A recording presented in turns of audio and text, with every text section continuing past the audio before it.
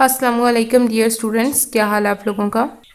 बरसगीर में British education system में जो पॉलिसीज़ बनाई गई थी उनका हम लोग तफसील से जायज़ा ले चुके हैं। आज के लेक्चर में जो टॉपिक हम देखेंगे वो बरसगीर में बरतानवी निज़ाम तालीम की खसूसियात से रिलेटेड है। खसूसियात से मुराद कि जो ब्रिटिश एजुकेशन सिस्टम था उसके मकासद क्या थे, उन्होंने किस तरह का निसाब रखा था, कौन कौन से मज़ामीन को शामिल किया था, उनका तरीका तदरीस क्या था वगैरह वगैरह, ये सारी चीज़ें इस टॉपिक में हम लोग देखेंगे। तो आप लोग बुक का पेज नंबर 32 ओपन करें। बरसगीर में बरतानवी निज़ाम तालीम की खसूसियात। बरतानवी तसल्लुत के तहत बरसगीर में कायम शुदा निज़ाम तालीम और इसके इर्तिका के मुताला से वाज़ेह होता है कि अंग्रेज़ों का कायम करदा ये निज़ाम बुनियादी तौर पर मकामी निज़ाम तालीम मुसलमानों के इस निज़ाम तालीम को ख़त्म करने की कोशिश थी जो मुसलमान हुक्मरानों के दौर में हिंदुस्तान में राइज था। यानी जो बरतानवी तसल्लुत था, बरतानिया के लोगों ने जो वहाँ पे कब्ज़ा किया था, उसके तहत बरसगीर में जो निज़ाम बनाया गया था ब्रिटिश एजुकेशन सिस्टम, उसका मकसद क्या था कि मुसलमानों का जो निज़ाम तालीम है उसको ख़त्म किया जाए। मुसलमानों के निज़ाम तालीम की खसूसियात आगे बताई जा रही हैं, जिसमें तालीम आम और मुफ्ती, तालीमी इदारे माली तौर पर आज़ाद, खुद मुख्तार और इल्मी तौर पर हुकूमती असरात से आज़ाद थे। ये मुसलमानों के निज़ाम तालीम की खसूसियात थी और इसी निज़ाम तालीम को अंग्रेज़ों ने ख़त्म करना था। बरतानवी निज़ाम तालीम अपनी असास यानी अपनी बुनियाद और तरीक़ाकार के लिहाज से मकामी निज़ाम तालीम खुसूसन मुसलमानों के तालीमी वर्सा के ख़िलाफ़ था। यानी मुसलमानों की जो इक़दार, जो रस्म व रवाज, जो उनका तरीक़ाकार था, उसके बिल्कुल ख़िलाफ़ था। कंपनी के अवलीन सालों में तबलीग ईसाईयत के हवाले से ईसाई मिशनरियों का तालीम में बराह रास्त अमल दखल, यानी जो कंपनी के शुरू के साल थे उसमें ईसाईयत की तबलीग सरेआम की गई थी, बराह रास्त की गई थी। बाद में सियासी हालात की बिना पर बिलवास्ता अंदाज में जारी रही। कि बाद में क्या किया गया कि मुसलमानों के निज़ाम तालीम को भी साथ साथ बज़ाहिर जो मशरकी उलूम थे उनको भी साथ चलाया गया, लिहाजा जो ईसाईयत की तबलीग थी उसको पस पर्दा जारी रखा गया। स्कूलों के निसाब में बज़ाहिर ईसाईयत की तालीम व तबलीग तो शामिल ना थी, लेकिन अमली तौर पर तालीमी पॉलिसियों में मगरबी अलूम व फ़नून, तहज़ीब व सकाफ़त और कल्चर की तरवीज़ को ही मरकज़ी और नुमाया मकाम हासिल रहा। अगरचे बाज़ अदवार में ऐसी कई हुकूमती पॉलिसियाँ भी वज़ा की गईं जिनमें मकामी निज़ाम तालीम और ज़ुबानों के बारे में मुस्बत रवैये इख्तियार किए गए, लेकिन इनमें से किसी एक पर भी मुकम्मल तौर पे अमल नहीं हो सका। यही वजह है कि क़याम पाकिस्तान के मरहले तक पहुँचते पहुँचते बरसगीर का निज़ाम तालीम अपनी असल बुनियाद से बिल्कुल कट चुका था। लिहाजा 1947 में जो निज़ाम तालीम पाकिस्तान को विरसे में मिला वो किसी तरह से भी एक नज़रियाती मुमलिकत के तकाज़ों को पूरा नहीं करता था और ना ही इस्लाम के तालीमी निज़ाम से मुताबिकत रखता था। यानी अंग्रेज़ों का जो निज़ाम तालीम था वो मुसलमानों के निज़ाम तालीम, मुसलमानों के इक़दार, उनकी मजहबी रस्म व रवाज से बिल्कुल अलग था। यहाँ पे आगे हम मकासद तालीम देखेंगे कि जो बरतानिया का निज़ाम तालीम था उसके मकासद क्या थे। मकासद तालीम। बरसगीर में बरतानवी हुक्मरानी एक इस्तेमारी कुव्वत का कब्ज़ा था। इस्तेमार होता है कब्ज़ा करना, गासिबाना कब्ज़ा करना, नाजायज़ कब्ज़ा कर लेना। अपने मकासद को पूरा करने के लिए अंग्रेज़ों ने हर वो तरीका इस्तेमाल किया जिसके ज़रिए से वो मकामी लोगों पर ज़्यादा से ज़्यादा अरसे के लिए गालिब रह सकें। ताजर की हैसियत से आने वाली ये कौम, ताजर कैसे कि ये लोग तजारत की गर्ज से आए थे, ईस्ट इंडिया कंपनी इन्होंने यहाँ पर बनाई थी। तजारत की गर्ज से आने वाली ये कौम फातेह बनकर हिंदुस्तान की किस्मत की मालिक बन गई। बरतानवी हुकूमत ने अपने अज़ाइम की तकमील के लिए महकूम हिंदुस्तानियों को ऐसे निज़ाम तालीम से रोशनास करवाया, यानी उनके लिए ऐसा निज़ाम तालीम मुतारफ़ करवाया जिसने उनको ग़ुलामी में ऐसा पुख्ताकार बना दिया कि आज़ादी हासिल कर लेने के बाद भी बरसगीर के लोग अंग्रेज़ की ज़हनी ग़ुलामी से छुटकारा ना पा सके। ये सब इस निज़ाम तालीम ही के बायस मुमकिन हुआ जो अंग्रेज़ों ने बरसगीर के लोगों के लिए ख़ास तौर पर शुरू किया था। बरसगीर का ये निज़ाम तालीम बरतानिया में राइज निज़ाम तालीम से बिल्कुल मुख्तलिफ था। यानी हुकूमत तो वही अब चली थी ना, लेकिन उन्होंने अपने मुल्क का निज़ाम तालीम कुछ और रखा था और बरसगीर में जो निज़ाम तालीम राइज किया वो बिल्कुल मुख्तलिफ था। मुख्तलिफ कैसे था? नंबर 1, इंग्लिस्तान में जारी निज़ाम तालीम का मकसद एक आज़ाद कौम की तश्कील, जबकि उसी हुकूमत ने बरसगीर में जो निज़ाम तालीम कायम किया उसका मकसद महकूम कौम पैदा करना था कि हम इन पे हुकूमत करें, क्योंकि अंग्रेज़ों को हिंदुस्तान में हुकूमती काम चलाने के लिए निचले दर्जे के एहलकारों की ज़रूरत थी, जबकि अफसरान बरतानिया ही से आते थे। अंग्रेज़ों ने क्या किया کہ وہاں پہ کام کرنے کے لیے اپنی حکومت کو چلانے کے لیے صرف جو چھوٹے ملازمین تھے وہ ہندوستان سے لیے، باقی سارے جتنے افسران اور جتنے اعلیٰ عہدوں پہ بیٹھے ہوئے لوگ تھے وہ سارے برطانیہ سے آتے تھے۔ نمبر 2، اس نظام تعلیم کا اولین مقصد حکومت برطانیہ کے لیے وفادار ملازمین کی فراہمی تھا۔ اور تیسرا کیا تھا ان کا مقصد؟ اس کا دوسرا اہم مقصد ہندوستان میں عیسائیت کی تبلیغ تھا، جس کے لیے خاص طور پر نچلی ذات کے ہندوؤں کو ہدف بنایا گیا، نشانہ بنایا گیا۔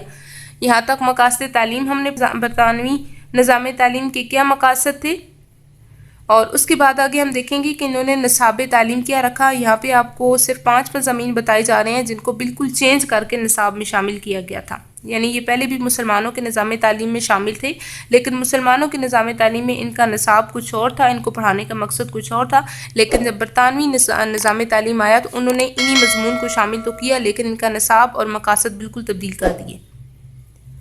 اپنے مقاصد کے حصول کے لیے ضروری تھا کہ انگریز برصغیر کے مقامی تعلیمی نظام کو غیر مؤثر بناتے، یعنی انہوں نے یہ ظاہر کیا کہ جو برصغیر میں نظام تعلیم ہے، مسلمانوں کا نظام تعلیم وہ بالکل بیکار ہے، اس کو کوئی فائدہ نہیں ہے۔ لہٰذا انہوں نے ملازمتوں کو حکومت کے منظور کردہ ان تعلیمی اداروں کے فارغ التحصیل افراد کے جو لوگ یہاں سے تعلیم حاصل کر کے فارغ ہو چکے ہیں، جن کی تعلیم مکمل ہو چکی ہے، ان افراد کے لیے مخصوص کر دیا جن کا نصاب حکومت کی طرف سے متعین تھا۔ یہ بات ہم پیچھے پڑھ چکے ہیں کہ برطانوی نظام تعلیم میں ملازمتیں کن کو دی جا رہی تھیں؟ ان لوگوں کو جو حکومتی اداروں کے پڑھے ہوئے تھے۔ اب حکومتی اداروں میں کیا تھا کہ عیسائیت کا نصاب تھا، سارے مغربی مضامین کو پڑھایا جا رہا تھا، مشرقی علوم کو بالکل ختم کیا گیا تھا۔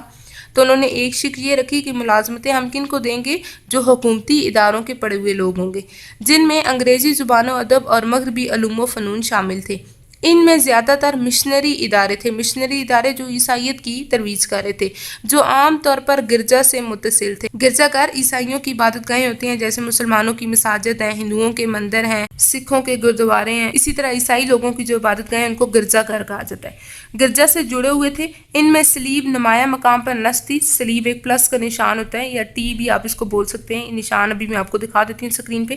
ان میں زیادہ تر اساتذہ پادری تھے، پادری کہتے ہیں عیسائیوں کے امام کو، یا عیسائی واز جو عیسائیت کو پھیلانے کی ترغیب دیتا ہے، عیسائیت کی تلقین کرتا ہے، اس کو کہا جاتا ہے۔ اور جیسے ہمارے امام ہوتے ہیں یا عالم دین ہوتے ہیں، اسی طرح عیسائی لوگ اپنے عالم دین کو کہتے ہیں پادری، جو مخصوص لباس پہنتے تھے۔ غرض تعلیمی اداروں کا پورا ماحول مسیحی تھا، یعنی عیسائیت پہ مبنی تھا، جہاں عیسائیت کی تعلیم لازمی تھی۔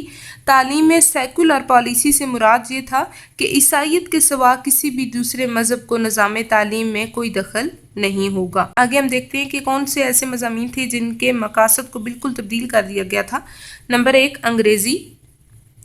برطانوی نظام تعلیم کے تحت ہندوستان کے تعلیمی اداروں کے نصاب میں انگریزی زبان و ادب کی تدریس کو سب سے زیادہ اہمیت دی جاتی تھی۔ انگریزی کو تیسری جماعت سے BA تک لازمی زبان کی حیثیت حاصل تھی۔ سب سے زیادہ وقت انگریزی کی تدریس کے لیے مختص تھا۔ انگریزی کے استاد کو سب سے زیادہ پروقار مقام حاصل تھا۔ ملازمتیں صرف انگریزی جاننے والوں کو ہی ملتی تھیں۔ یوں بچوں کی پوری زندگی میں انگریزی ذہنوں پر مسلط رہتی تھی۔ اگلا مضمون ہم دیکھتے ہیں تاریخ کے ہسٹری کو کس طرح سے پڑھایا جا رہا تھا۔ ان تعلیمی اداروں کے نصاب میں برصغیر کی تاریخ کو مسخ کر کے پیش کیا گیا، یعنی بالکل توڑ کے بالکل الٹا رخ دکھایا گیا تھا تاریخ کا۔ مسلمانوں کے دور کی اچھی باتوں کو بھی غلط انداز میں لکھا گیا تھا۔ تاریخی واقعات کی تشریح انگریزوں کے نقطہ نظر سے کی گئی تھی۔ یورپ اور خصوصاً انگلستان کی تاریخ کو اس طرح سے پڑھایا جاتا تھا کہ طلبہ احساس کمتری میں مبتلا ہو کر انگریزوں کو برتر مان لیں اور ہندوستان میں ان کی آمد ایک مہذب قوم کے طور پر تصور کی جائے۔ خاص طور پر ہندوؤں کو مسلمانوں سے متنفر کرنے کے لیے تاریخی واقعات کو توڑ مروڑ کر پیش کیا گیا۔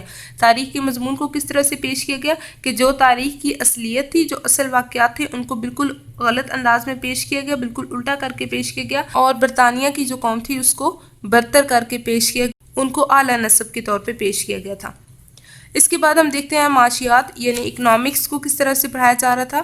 معاشیات جیسے بامقصد اور عملی مضمون کے نصاب کو یوں مرتب کیا گیا، یوں ترتیب دیا گیا کہ انسان کی زندگی کا مقصد صرف پیسہ رہ گیا، کہ انسان کا مقصد کیا تھا تعلیم حاصل کرنے کا، کہ ہم نے صرف پیسہ حاصل کرنا ہے، کوئی روزگار کرنا ہے، اور اس کی زندگی ایک معاشی حیوان سے زیادہ کچھ نہ رہی۔ مغربی معاشی تصورات کے مطابق انسان انتہائی خود غرض ہے جو ہر وقت مادی فائدے کے لیے کوشاں رہتا ہے، مادی فائدے یعنی اپنے دنیاوی فائدے کے لیے کوشش کرتا رہتا ہے۔ سود، ذخیرہ اندوزی سب پیسہ کمانے کے طریقے ہیں جن میں کوئی اخلاقی قباحت یعنی اخلاقی برائی نہیں سمجھی جاتی تھی۔ معاشیات کا یہ نصاب بنیادی طور پہ اسلامی تصورات کے بالکل خلاف تھا، کہ ہمارے جو اسلامی تصورات ہیں ان میں تو ہمارا مقصد کیا ہے کہ بے شک کہ ہم نے پیسہ کمانا ہے لیکن اللہ تعالیٰ کی رضا کو مد نظر رکھتے ہوئے بالکل حلال طریقے سے، جبکہ جو برطانوی نظام تعلیم معاشیات کا نصاب پڑھایا گیا اس میں سود اور ذخیرہ اندوزی کو بھی حلال قرار دے دیا گیا۔ نمبر 4، سیاسیات کے مضمون کا نصاب بھی اسلامی تصورات سے متصادم تھا۔ متصادم ہوتا ہے بالکل مخالف چیز، جن کا آپس میں ٹکراؤ ہو جاتا ہے، جن کا کوئی جوڑ ہی نہیں ہوتا۔